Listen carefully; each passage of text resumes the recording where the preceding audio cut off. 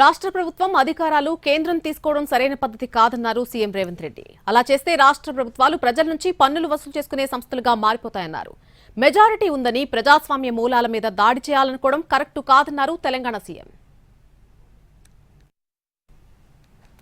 కేంద్ర ప్రభుత్వం అన్నిటిని గుంజుకుంటే చివరికి స్థానిక సంస్థల్లాగా మున్సిపల్ కార్పొరేషన్ లాగానో లేకపోతే జిల్లా పరిషత్ లాగానో సేవలు అందించి సేవల కింద పన్నులు వసూలు చేసుకునే సంస్థలుగా మిగిలిపోతాయి రాష్ట్ర ప్రభుత్వాలు. యూనియన్ ఆఫ్ స్టేట్స్ అన్నారు. రాష్ట్రాలకు ఉన్న విశేష అధికారాలను కేంద్ర ప్రభుత్వం ఆక్రమించుకుంటూ పోతే ఇది చివరికి మనం జీవోత్సవాలుగా మారే పరిస్థితులు వస్తాయి. ఇది ఏమాత్రము ప్రజలకు మంచిది కాదు.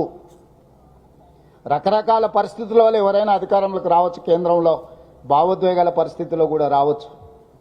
కానీ మెజారిటీ ఉంది కదా అని పూర్తిగా మూలాలను దెబ్బతీసే ఆలోచన చేసినప్పుడు ప్రజలు చైతన్యంతో మేధావులు ముందుకు రావాలి.